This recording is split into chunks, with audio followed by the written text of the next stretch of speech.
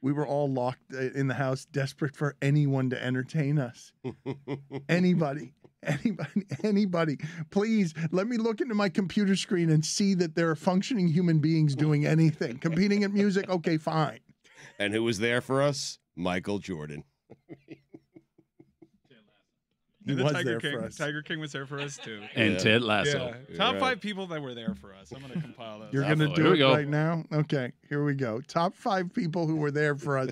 It's a little ambiguous. During the pandemic. Is it during the pandemic? Are you limiting it to during the pandemic or just people who were there for us in general? It has to be top 5 people who were there for us during the pandemic, I think, because we were searching for anything. Entities. Okay. Do we look back at that? Not free weights. Do we look back at that Doc Antle era of our show and be like, what were we doing? Yes, of course. We did it at the time too. But we needed to talk to somebody. Yes. Anybody. Like 5 straight days he was on with us? Yes, and all of them questionable. Ron had to hate that more than anything we've ever done. I can't wait for this list.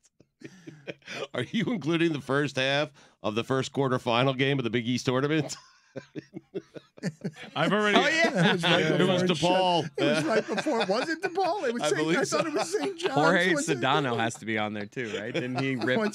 It was the very beginning. Rudy Gobert for getting COVID. Correct. They played a half. They played a half of a game, and then they were like, "Never mind. The pandemic has started. We need. It's not that important." Sedano said Rudy Gobert should be suspended for getting COVID. Yeah. Oh, he was there. He gave us something to talk about. He immediately left into the breach. We don't have sports content here for a while. Well, keep in mind, do you guys remember what ESPN was showing? You guys, when programming disappeared, do you guys remember the kind of shows that were on 30 for ESPN? 30s, right? For a little bit. A static graphic of us from and a map. Korean baseball better be on that list. So truth be told, they're on OLI. Fantastic. That was such a great scam ESPN pulled off, where they were able to keep all of their cable subscribers because they had a certain deal for baseball. They hadn't said which kind. So it was 4 a.m. South Korean baseball games with John Shambi calling the games from a closet in Bristol, Connecticut. Also OLI, The Weeknd. He gave us our first exciting new music of that pandemic era, and I believe he stayed on the charts for the entirety of the lockdown as pop culture was kind of paused. So The Weeknd was there for us. Wasn't the match like our sporting event? Like the thing that ended? The first one out? Yeah. Yeah. Like the first one after, well, UFC when people consider the pandemic to be over, right? Yeah. All right, Fight Island. Number 5, the Bundesliga. They were Germany. They were the quickest to get back out of the major leagues, and never did I know more about Borussia Gladbach. Number 4, WWE Network.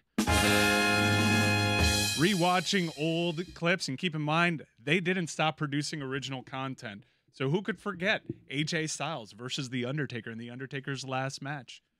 It was a great experience. I forgot it. What? I have a plaque in my office that's just a little bit of dirt from the AJ Styles Undertaker match. We thought that you were a hostage at that time, Dan, to be honest with you. When we were all working from home and you were like in some apartment and every day you were like watching wrestling and we just hear you say like, who's Bret Hart fighting in this one? And we're like, is Dan okay? Like just blink. You had to get turkey from upstairs. I mean, it was a dark time. It was a lot of. I look back at it fondly. No, it was dark.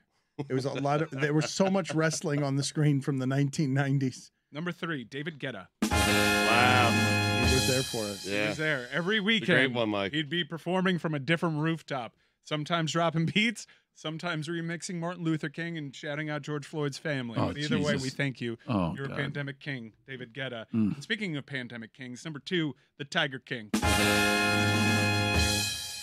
And number 1, the GOAT, as always. As always. Michael Jordan.